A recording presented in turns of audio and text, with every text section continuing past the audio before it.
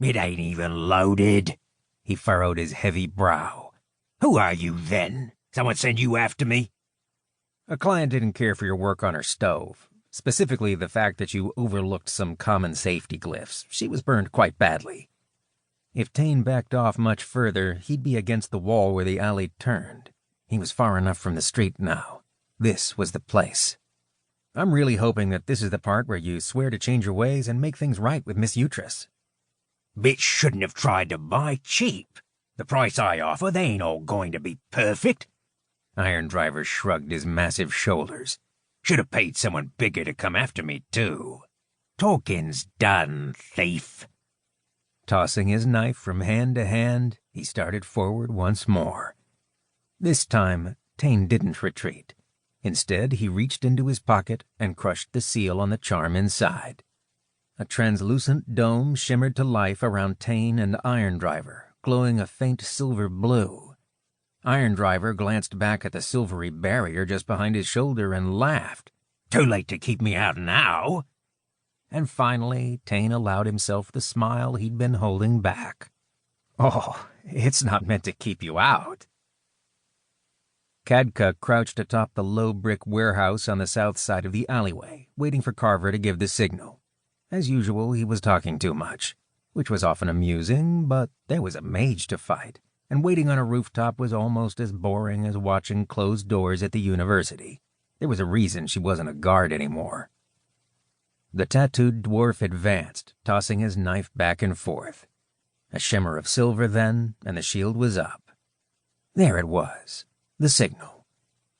Kadka backed off a few steps, launched herself into a run, and vaulted over the side of the roof, snarling for effect. Iron Driver looked up at the sound, saw her falling. His eyes widened and he started to turn. Too late. She passed easily through the shield and hit him hard from near 20 feet up, sending him sprawling to the ground on his back. His knife flew free of his hand, skittered across the ground, and struck the inside of the shield with a silver flash.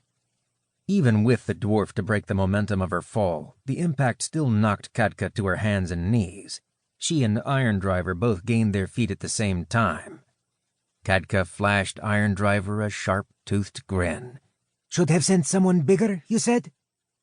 He stared at her bared teeth. Half-orc, he spat, somewhere between disgust and fear. His eyes went to Carver, and then back to Kadka again. You're the Magebreakers, ain't you? I hate that name, muttered Carver. He's not wrong, though, said Kadka, still grinning. She took a single step toward the dwarf. Iron Driver turned and ran. Or tried to. He hadn't gone more than 2 feet before he struck the translucent barrier. A flash of silver sent him stumbling back.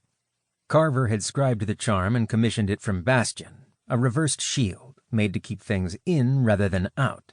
Kadka never understood much when he talked about magical theory, but he'd been clear enough that it wouldn't last long, which was fine by her. A time limit made things more interesting. Iron Driver broke right, going for the knife he dropped. She moved to intercept, kicking the blade away and tackling him against the shield. He grabbed her arms, pried them off with an angry grunt. He was stronger than she was used to.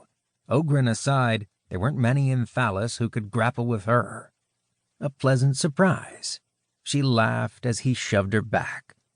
Taking advantage of the space he'd created, Iron Driver started to chant in the magical language Carver called the lingua. He was already raising a hand. Kadka regained her balance and charged. A fist to the throat usually stopped a spell, but she could already tell she wasn't going to make it. Hey!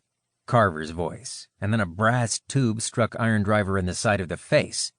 The dwarf's head snapped to the side, and a wave of silver force surged high from his outstretched hand, striking the ceiling of the shield dome over Kadka's head. The artifact Carver had thrown clattered to the ground. Kadka was on Iron Driver before he could open his mouth again. She wrapped her leg behind his and shoved him hard. He toppled backward to the cobblestones. Following him down, she landed with her forearm across his throat, cutting off his breath and his voice. With her free hand, she pinned one of his heavily muscled arms to the ground. Iron Driver clawed at her eyes with the other, his face flushed red beneath the iron-black tattoos on his scalp. A moment later, Carver was beside